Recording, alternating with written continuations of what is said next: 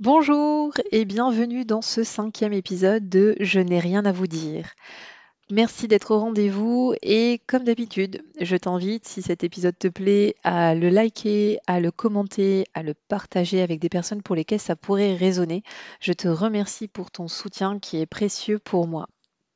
Je suis Hélène, énergéticienne et art-thérapeute pluri-expressionnelle et j'ai créé ce podcast pour partager avec toi mes prises de conscience, mes expériences, mes réflexions qui me donnent les clés pour avancer au quotidien et qui, je l'espère, vont pouvoir peut-être te donner des clés pour avancer sur ton propre chemin.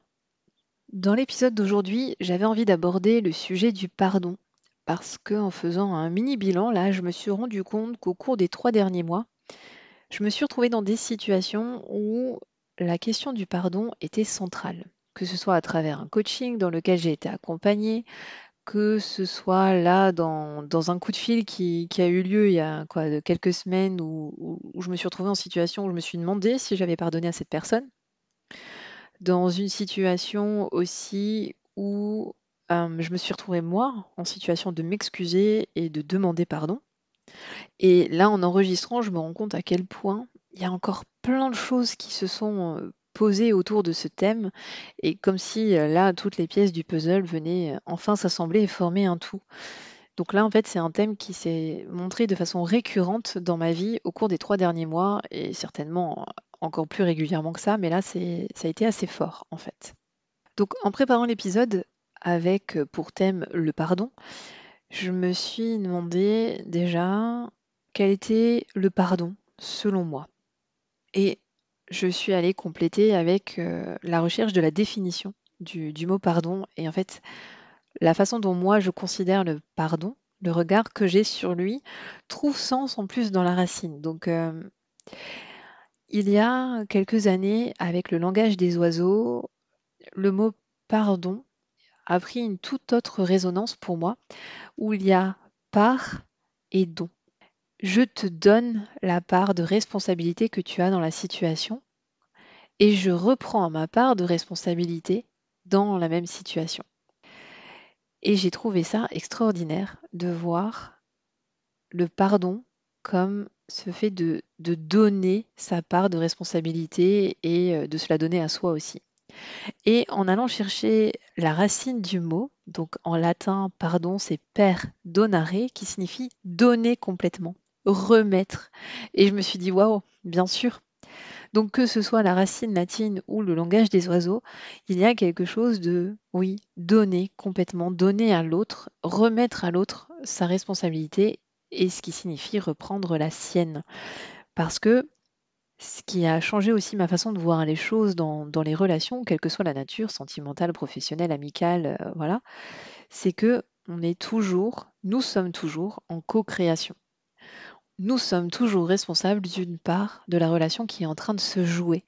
Et quand il y a offense, quand il y a douleur, blessure, le fait de pardonner et de donner la part de responsabilité à l'autre et de prendre la sienne en même temps, il y a cette notion de co-création qui ressort aussi.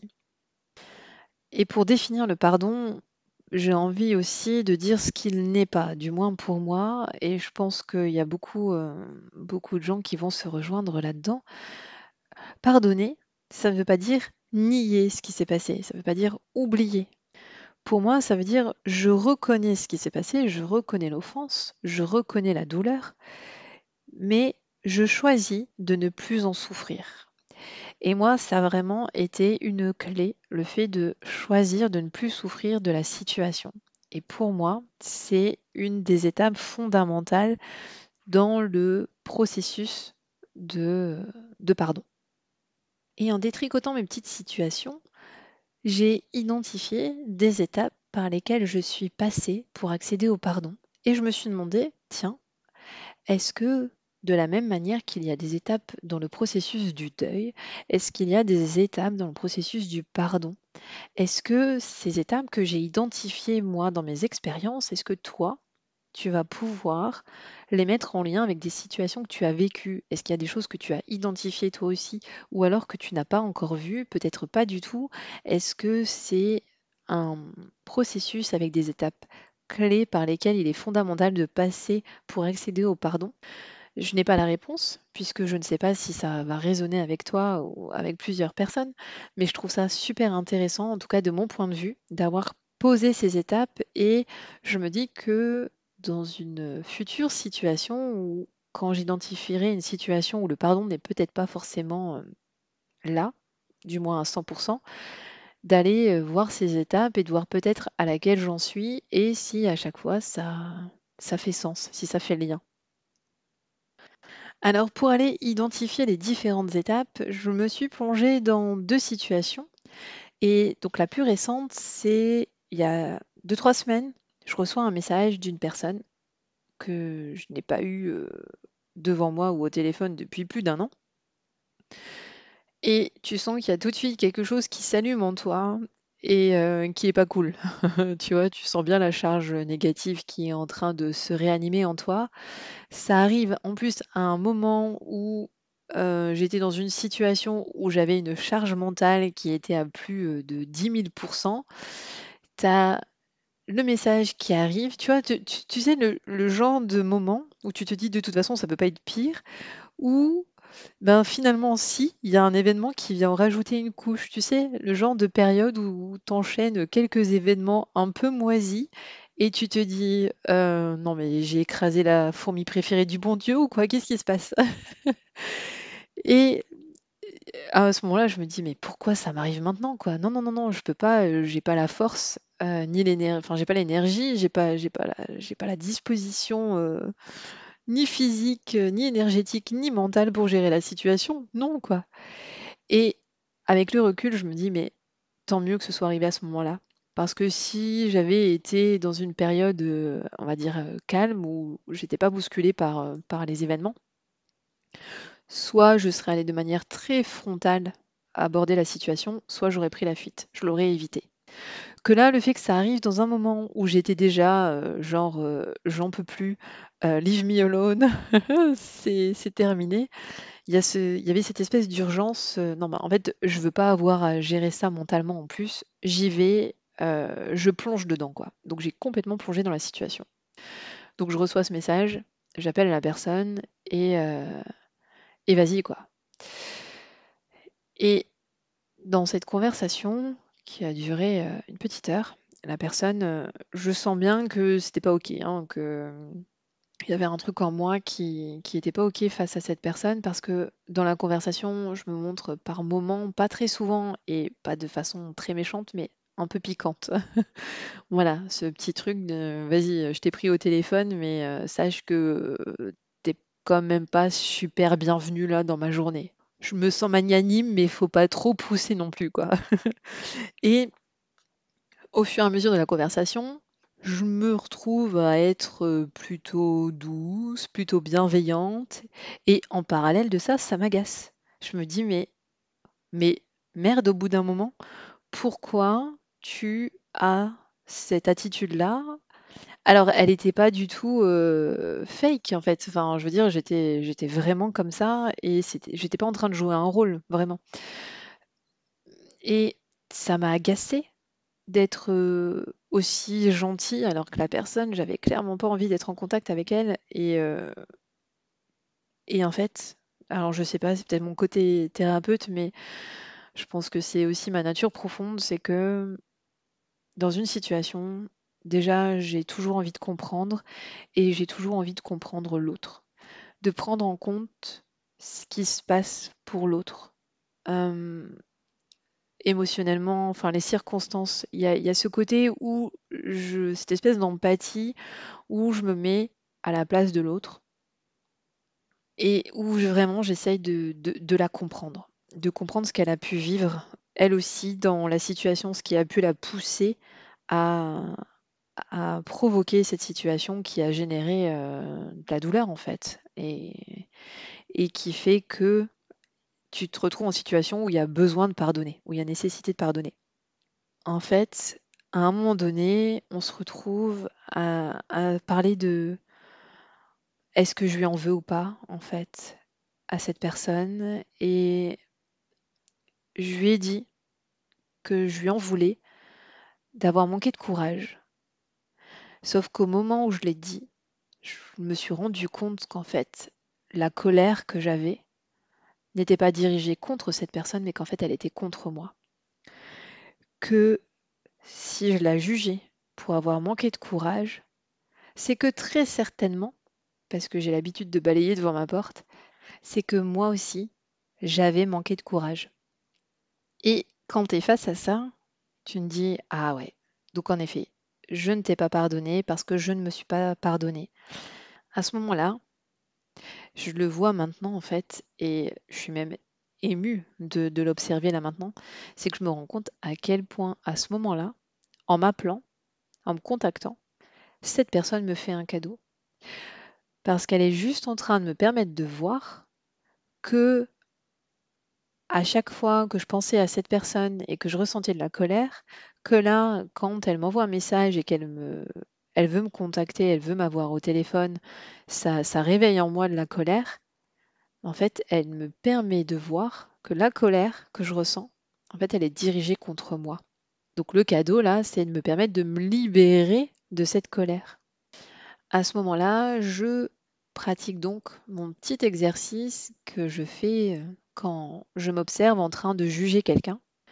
Donc là, je juge cette personne pour avoir, selon moi, manqué de courage. Ok.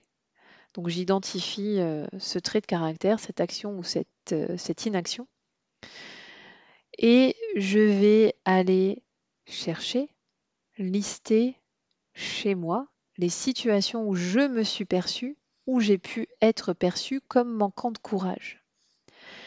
Et là, tu arrives facilement à une liste. En fait, le but, c'est d'aller au moins trouver 25 moments où tu t'es perçu, où tu as été perçu comme manquant de courage, et d'écrire.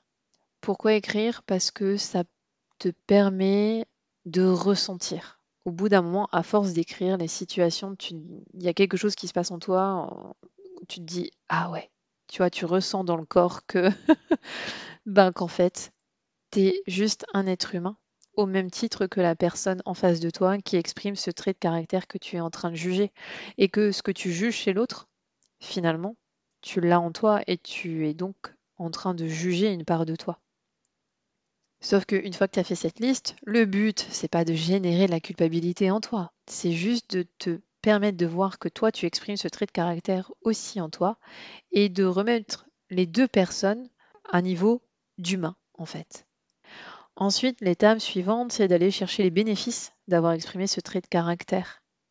D'avoir ensuite les bénéfices pour l'autre qu'à ce moment-là, tu aies exprimé ce trait de caractère. En quoi ça a été bénéfique pour l'autre que je manque de courage, moi aussi. Et je fais ça pour toutes les situations que j'ai pu trouver.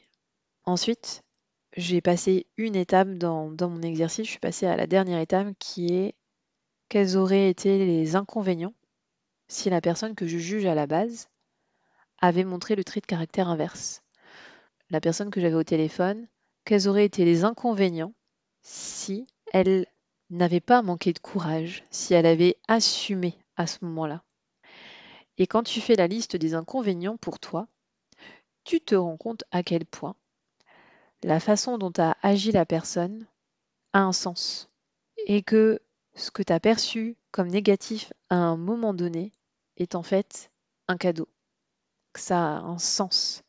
Et en me permettant de ressentir la gratitude pour la situation vécue et pour la personne, tu accèdes à cette espèce d'amour inconditionnel. Enfin, d'ailleurs, enlève cette espèce à l'amour inconditionnel. Il n'y a plus rien aujourd'hui qui m'empêche de ressentir cet amour inconditionnel pour cette personne. J'ai de la gratitude, de la reconnaissance pour cette étape de vie, parce que sans cette étape de vie, je n'aurais pas acquis certaines certitudes aujourd'hui, ou je n'aurais pas exprimé certaines choses, je n'aurais pas vécu certaines choses. Enfin, bref, je ne serais pas celle que je suis aujourd'hui sans cette étape de vie. Donc à ce moment-là, quand la personne m'appelle, me permet de voir qu'en fait la colère que je ressens est dirigée contre moi, déjà, elle me fait un premier cadeau. Et en plus, en me permettant de faire cet exercice concernant le jugement que je portais sur elle, me fait un double cadeau, puisque j'accède à la gratitude, j'accède au pardon. Aujourd'hui, je peux dire à cette personne que je lui ai pardonné. Aujourd'hui, je peux avoir cette personne au téléphone sans ressentir de colère, sans ressentir de douleur, sans ressentir de culpabilité. Ça ne veut pas dire qu'aujourd'hui, je peux être de nouveau amie avec cette personne. J'en sais rien. Ça ne veut pas dire que c'est ce qui va se passer. Ça veut juste dire qu'aujourd'hui, je suis en paix avec la situation et avec la personne. Et ça, c'est le cadeau du pardon. Le chemin du pardon, pour moi, vraiment, le pardon, c'est un pont qui te permet de passer d'une situation que tu juges négative, d'une peur, d'une douleur, à l'amour. Le pardon, c'est vraiment un pont qui te permet de passer et d'accéder à l'amour. Et c'est là où pour moi, c'est vraiment important de dire que pardonner, ça ne veut pas dire nier ce qui s'est passé. En fait, le pardon n'efface pas ce qui a été fait, enfin ce qui a été fait ou ce qui a été dit. Mais en fait, ça efface le ressentiment. Ressentiment que j'avais le droit de ressentir. Seulement, là, en pardonnant, je ne ressens plus ce ressentiment. Et en fait, ça permet de regarder la personne non plus pour ce qu'elle a fait ou pour ce qu'elle a dit. Je ne regarde plus l'acte, mais je regarde la personne avec toute son humanité. Et en reconnaissant son humanité, son droit à l'erreur, par la même occasion, je reconnais mon humanité et mon droit à l'erreur. En ça, pour moi, c'est un acte d'amour pour soi d'abord et pour l'autre. Il y a vraiment ce côté où je reconnais ton humanité et je reconnais la mienne à travers ça. Et je pense que c'est un des plus beaux cadeaux qu'on ait pu me faire là en ce début d'année. Maintenant, un élément important aussi dans ce qui s'est passé là avec cette personne, je pense que le facteur temps a joué. Je pense que le fait de l'avoir au téléphone plus d'un an après notre dernier contact, ça a joué. Parce que je repensais régulièrement à cette personne, mais très souvent c'était avec de la colère. Et à ce moment-là, je pense que j'étais beaucoup plus apaisée. En tout cas, j'avais atteint un certain niveau de peut-être de conscience, de connaissance, j'en sais rien. En fait, ça m'a permis aussi d'intégrer là les exercices de coaching que je suis en train d'apprendre actuellement. Et que grâce à ce temps, aux expériences vécues, aux connaissances acquises, à une certaine maturité, on va dire, émotionnelle du moins, j'ai pu accéder plus facilement à ce pardon. J'ai pu prendre ce pont pour accéder à la gratitude et à l'amour plus facilement.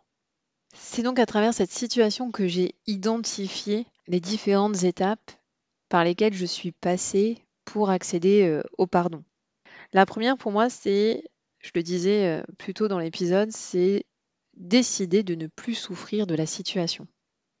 Ce moment où je reçois le message, où je comprends qu'il y a un truc en moi qui n'est pas OK et qui me pousse à plonger dans la situation, à ce moment-là, c'est pour moi le choix de vas-y, fais ce qu'il faut, mais là, il faut que ça s'arrête.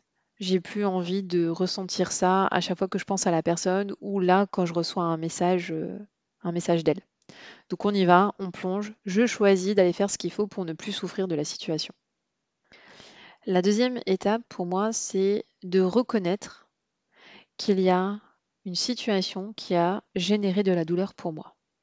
De reconnaître en gros que une faute a été commise, qu'une agression, qu'il y a une parole de trop, qu'il y a quelque chose qui m'a blessée et qui génère une douleur sur l'instant et de la souffrance. Parce que si je suis en situation de ne pas avoir pardonné la personne, c'est qu'il y a encore souffrance.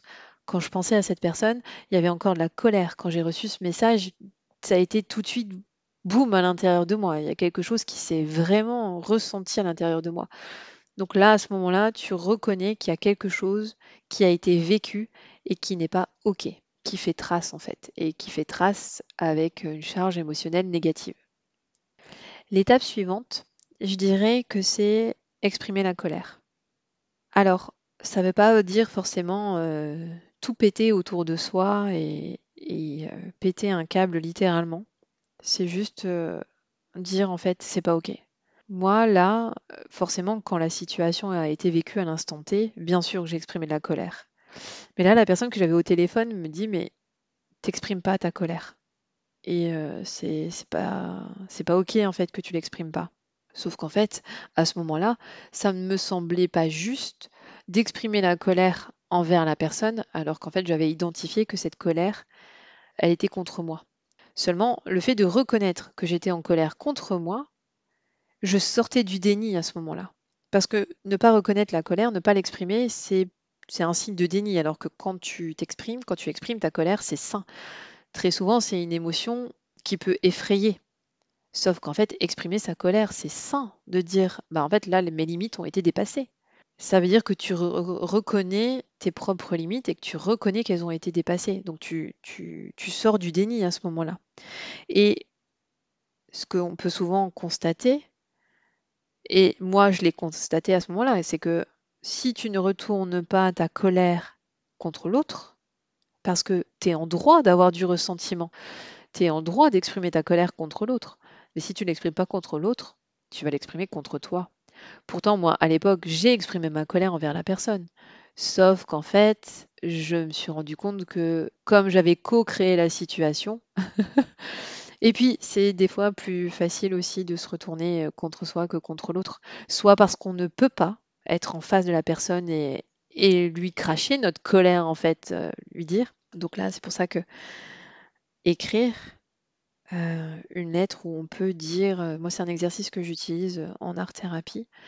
Je propose un temps d'écriture à la personne où elle peut écrire tout ce qu'elle a à dire à la personne et en utilisant tous les gros mots, enfin tout ce qui lui vient vraiment, tout ce qui sort, c'est de le coucher sur le papier ou alors aussi en art-thérapie avec, le théâtre, notamment en utilisant des figurines. Enfin, ce que j'adore dans l'art-thérapie, c'est que ça peut sortir à l'aide de la production en fait, qu'elle soit matérielle ou pas, cette production, que ce soit en dessin, que ce soit en peinture, que ce soit en théâtre, que ce soit avec de l'argile, enfin, ça peut s'exprimer et ça peut s'exprimer d'une façon saine parce que tu peux ou pas d'ailleurs voir à quel point ça t'appartient ou pas finalement. Mais bon, ça c'est un autre sujet, mais le fait, voilà, troisième étape pour moi, c'est exprimer la colère. Donc décider de ne plus souffrir de la situation, reconnaître qu'il y a quelque chose qui a généré de la douleur chez moi et exprimer sa colère de façon saine pour montrer qu'on n'est pas dans... Enfin, parce que comme ça, on n'est pas dans le déni et si on retient cette colère, elle risque de se retourner contre soi. Et la quatrième étape que l'on peut identifier très souvent, notamment chez les victimes d'agression, quelle que soit l'agression d'ailleurs, c'est la culpabilité. Pour moi, la quatrième étape, c'est cesser de culpabiliser. Et pour cesser de culpabiliser, c'est sortir du discours j'aurais dû faire ça, ou j'aurais dû dire ça, ou j'aurais dû agir de cette façon-là. Cesser de se flageller pour quelque chose qui s'est passé. Si à un moment donné, tu n'as pas pu agir de la façon qui te semble aujourd'hui la plus saine ou la plus cohérente, c'est qu'à un moment donné, tu étais figé, paralysé en fait, par la peur, par, par la souffrance, enfin, pour moi, c'est issu de la peur. Voilà, mais ça, pareil, on pourrait encore en discuter, mais voilà, quatrième étape, cesser de culpabiliser. Peut-être en identifiant aussi quelle part de moi a été blessée dans la situation. Est-ce que c'est mon orgueil? Est-ce que j'ai été mise dans une situation où le regard des autres pourrait évoluer dans la situation que j'ai vécue? Bref, quelle que soit l'origine, finalement, cesser de culpabiliser. Ça veut dire se pardonner. Et là, moi, c'est ce que j'ai vécu. En allant identifier que j'étais en colère contre moi, que parce que je culpabilisais d'avoir co-créé la situation qui avait généré de la douleur, en allant faire l'exercice d'identification du jugement de la personne, ça m'a permis d'accéder au pardon de la personne parce que j'ai pu me pardonner. La cinquième étape, et pareil, là je l'ai vu aussi dans cette conversation, c'est comprendre celui ou celle qui vous a blessé. Face à cette personne, en discutant 1 heure avec elle, j'étais à son écoute et elle m'a pas forcément dit des choses nouvelles par rapport au contexte et par rapport aux circonstances. C'est juste que j'étais encore plus en mesure qu'à l'époque d'entendre, d'écouter et de comprendre. Même si en fait j'avais très bien compris ce qui se jouait à l'époque. La seule chose qui avait changé finalement entre la situation il y a 1 an et là il y a quelques semaines, c'est que j'avais compris qu'en fait ça parlait pas de moi, mais ça parlait de la personne en face. Et que ce qu'elle avait fait vivre, ce qu'elle nous avait fait vivre dans cette situation, en fait ça parlait d'elle. Et ça venait forcément toucher des choses chez moi. Mais plutôt que de venir me mettre au fond du trou en me disant ouais, si je vis ça, c'est parce que je le mérite, en gros. Non, c'est juste qu'en fait, ça parle de la personne et de ses propres insécurités et de ses propres doutes, son propre manque de confiance. Et en effet miroir, c'est venu chatouiller ces aspects-là chez moi. Mais avant tout, ça parle d'elle. Donc comprendre celui qui nous a blessés, et il y a cette phrase d'Hannah Arendt qui m'accompagne depuis que j'ai fait mes cours de philo au lycée, depuis que j'ai 18 ans, c'est nul n'est méchant volontairement. C'est reconnaître en fait les faiblesses de l'autre et sa nature humaine. C'est ce que je disais tout à l'heure, son droit à l'erreur finalement. On a tous le droit à l'erreur. En comprenant l'autre, en comprenant peut-être le contexte, c'est plus ou moins évident selon comment on connaît la personne, connaissance de son histoire, de son vécu.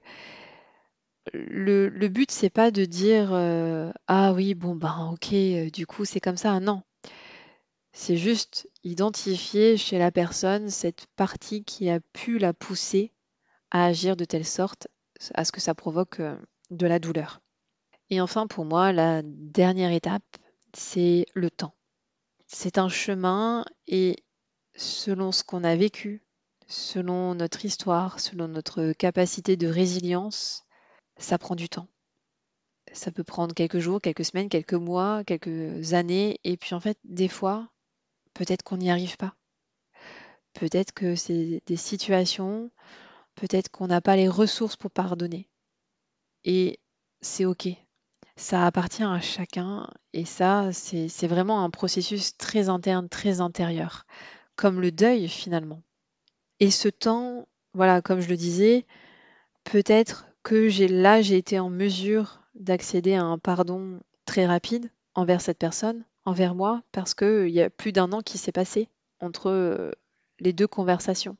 Je le vois aussi dans le coaching dans lequel j'ai été accompagnée vis-à-vis de mon père. Je me rends compte que ça prend plusieurs années et que même si je pensais que tout le travail de pardon était fait, non, il y avait encore une couche supplémentaire et il y en a peut-être encore une autre. Comment savoir si on a pardonné vraiment? C'est ce que j'ai constaté avec cette conversation téléphonique, c'est que aujourd'hui, je peux avoir cette personne au téléphone, je ressens plus de douleur, plus de colère et plus de culpabilité. Pour moi, à ce moment-là, je me dis OK, j'ai pardonné. Je pense qu'aujourd'hui, je dis je pense parce que je suis pas certaine, dans le sens où quand j'ai fini le coaching, la question c'était est-ce qu'il y a quelque chose qui t'empêche aujourd'hui de ressentir de la gratitude pour cette personne? Et j'ai trouvé cette formulation beaucoup plus juste parce que la formulation initiale c'est est-ce qu'il y a encore quelque chose qui t'empêche de ressentir de l'amour inconditionnel pour cette personne? Et à ce moment-là, ça me semblait pas juste de parler d'amour inconditionnel pour cette personne, enfin pour mon père. C'était plus juste de ressentir de la gratitude. Et encore aujourd'hui, alors ça me semble un peu plus possible en tout cas qu'il y a quelques mois. Mais voilà, je préfère encore dire que je ressens de la gratitude parce que ce que j'ai vécu avec mon père me permet d'être celle que je suis aujourd'hui. Et ce facteur temps, c'est aussi, je l'ai vu dans une autre situation. Un jour, j'écoute quelque chose et ça parle justement d'excuses, de pardon en fait. Et il y a un truc qui se passe en moi où je me dis: «Ah ouais, il faut que je présente mes excuses à cette personne, il faut que je lui demande pardon, en fait». Et sur le coup, je me dis: «Ben, c'est quand même un monde que ce soit moi qui doive présenter mes excuses et lui demander pardon». Parce que, clairement, pour moi, ça me semblerait plus juste que ce soit dans le sens inverse. Ça me semblerait beaucoup plus pertinent que ce soit dans le sens inverse. Donc sur le coup, je suis un petit peu en résistance avec ce que je ressens et je décide du coup de ne pas le faire, de ne pas envoyer et pourtant, voilà, j'ai cette info d'envoyer cet audio, ce message-là pour présenter mes excuses et demander pardon. C'est très fort en moi, mais un petit côté, non. Non, ça je le ferai pas parce que en fait, ça n'a pas de sens, ça arrive en plus, pareil là dans une situation, ça arrive 2 ans après, ça n'a aucun sens quoi et je décide, du coup de me coucher et en fait, je ressens une pression énorme au niveau de la poitrine. Mais vraiment, enfin plus qu'une pression, c'était vraiment une douleur, comme si mon cœur se serrait mais à un point incroyable et voilà, je me couche et je me dis: «Ben, bon, bah, voilà, mes guides, si je dois vraiment envoyer ce message, je veux entendre, enfin voilà, envoyez-moi ces signes-là dans les 24 heures et je saurai que je devrais le faire».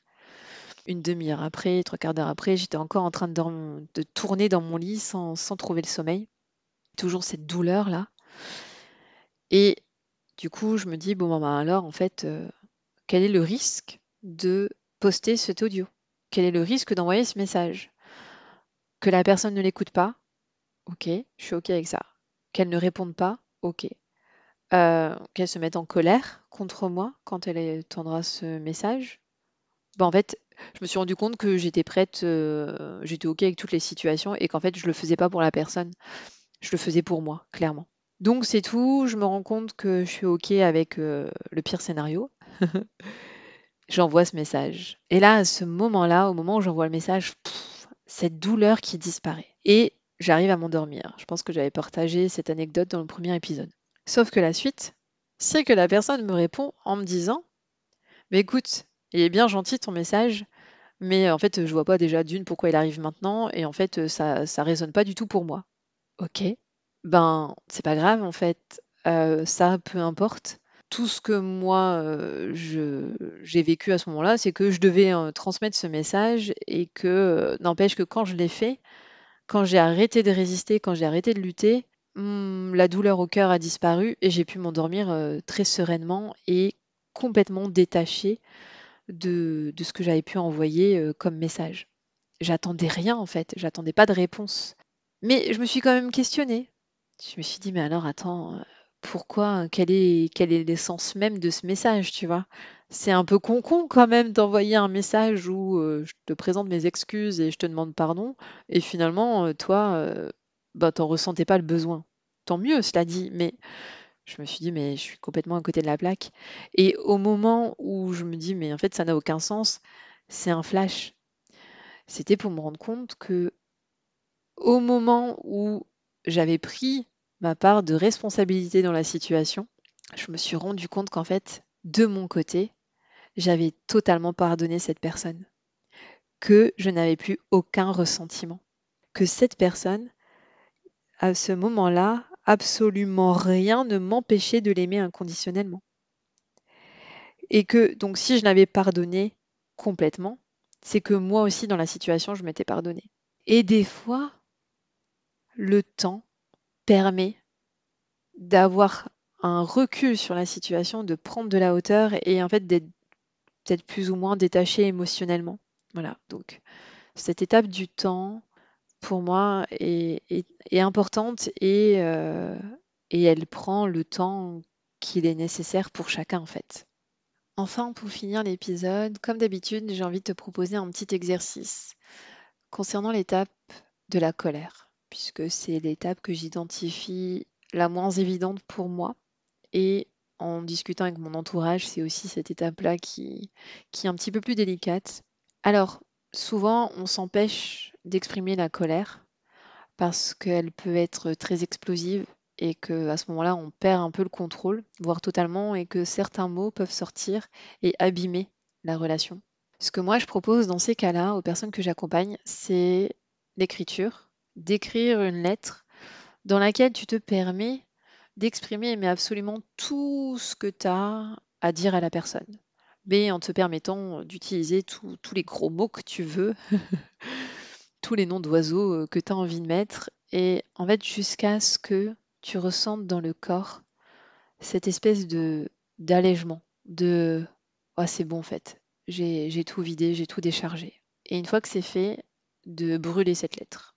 Autre possibilité, pour ceux qui n'ont pas forcément envie d'écrire, c'est d'imaginer que la personne est en face de soi et pareil, de balancer tout ce qu'on a à balancer à ce moment-là, jusqu'à ce que dans le corps, on ressente ce même sentiment d'être plus léger, d'avoir déchargé quelque chose, d'avoir vidé son sac en fait. Vivre ces étapes-là, ça permet en fait de traverser, de se laisser traverser par l'émotion, sans qu'elle s'imprime en nous, sans qu'elle stagne en nous. Et une fois qu'on s'est laissé traverser, à ce moment-là, peut-être pas tout de suite, hein, mais ça peut prendre plusieurs heures, plusieurs jours, plusieurs semaines, plusieurs mois, on peut être en face de la personne et lui dire les choses de façon posée, de façon plus calme. Voilà pourquoi j'ai ressenti de la colère à ce moment-là, voilà ce qui m'a traversé, voilà ce que j'ai ressenti. Et ça permet d'exprimer les choses en face de la personne avec beaucoup plus de recul et avec la possibilité éventuellement de ne pas abîmer la relation. Pour cette fin d'épisode et sur le thème du pardon, je n'ai rien à te dire à part cette citation de Bouddha, que la colère ne peut être vaincue par la colère, que la colère peut seulement être vaincue par l'amour. Et le pardon, c'est le pont qui mène à l'amour. On se retrouve dans le prochain épisode.